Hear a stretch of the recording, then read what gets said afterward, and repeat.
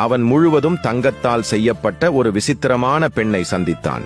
சில நாட்களில் அவர்கள் இருவரும் திருமணம் செய்து கொண்டு ஒரு சிறிய ஏழை வீட்டில் வாழ ஆரம்பித்தார்கள். அடுத்த நாள் காலை அந்த பெண் சமையலறைக்குச் சென்று சமைக்க நினைத்தாள்.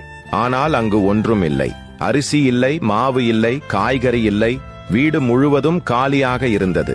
அதை பார்த்த அந்த பெண் தன் தலைமுடியில் இருந்து கொஞ்சம் தங்கம் போல இருக்கும் முடியை எடுத்து தனது கணவரிடம் கொடுத்து, இதை கொண்டு சென்று ஒரு நகைக்கடைக்காரரிடம் விற்று வா, இன்று உணவுக்கு பணம் கிடைக்கும் என்று சொன்னாள். அந்த இளைஞன் அந்த தங்க முடியை நகைக்கடைக்காரரிடம் கொண்டு சென்றான். அதை பார்த்த நகைக்கடைக்காரர் மிகவும் ஆச்சரியப்பட்டார் மற்றும் அதற்காக நல்ல அளவு பணம் கொடுத்தார். இளைஞன் அந்த பணத்தை எடுத்து மகிழ்ச்சியாக வீட்டிற்கு திரும்பி வந்தான். ஆனால் அந்த இரவு அவன் அந்த பணத்தை பார்த்து கொண்டே இருந்தான். மெதுவாக அவன் மனதில் பேராசை வந்தது.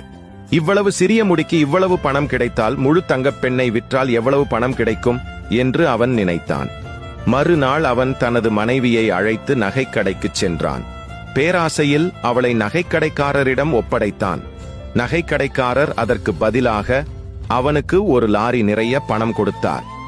அந்த இளைஞன் மிகவும் மகிழ்ச்சியடைந்து அந்த பணத்துடன் அங்கிருந்து சென்றான்.